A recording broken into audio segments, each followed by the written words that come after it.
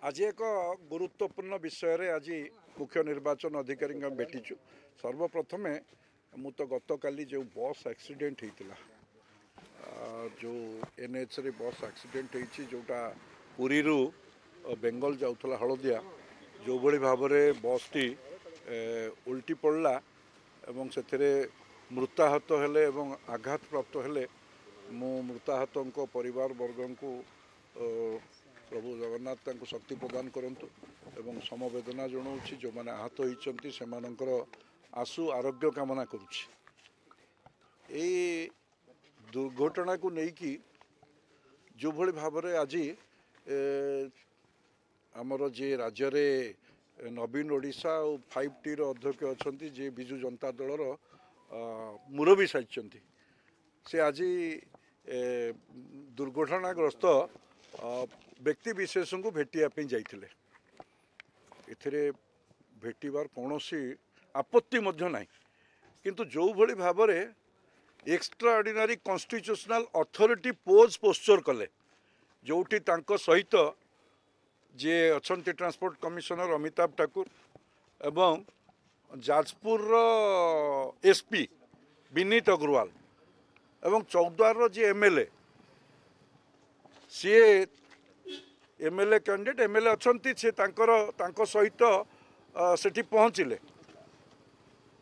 एवं तांको जो कमिशनरेट पुलिस जो भली भाव में तांकर गस्त को कटक हॉस्पिटल भितर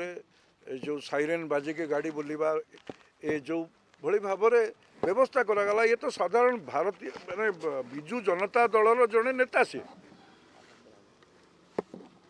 ये जदि एभली तांको पाई एमसीसी चलुला बेले जो अधिकारी माने तांको सहित गस्त करिबा ये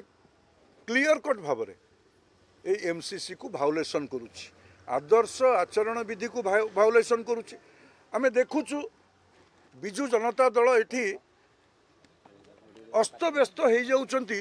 किछि मुष्टिमेय अधिकारी को जदि किछि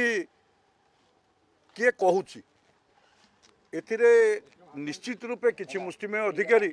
ऑफिसर वृंद अच्छा जो मैंने ये व्यवहार प्रदर्शन करुँच बाध्य होचु आमे सेमानंको विषय कहवाई किंतु विजु जनता दल एते व्यस्त होवार कारण कौन जदि किए गाड़ी गुलज करुच्ची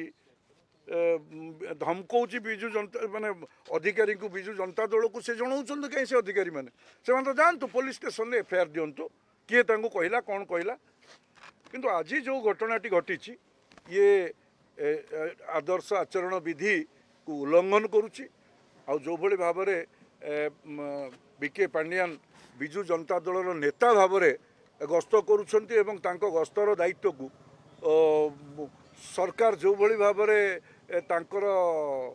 व्यवस्था करुछंती यह तो अत्यंत दुर्भाग्यपूर्ण एथिरे राज्य रे अबाध निरपेक्ष निर्वाचन हो पारिबो एकथा तो विश्वास होनी ए विषय को आमे आज मुख्य निर्वाचन अधिकारी को जनईचु आशा रखुचु जे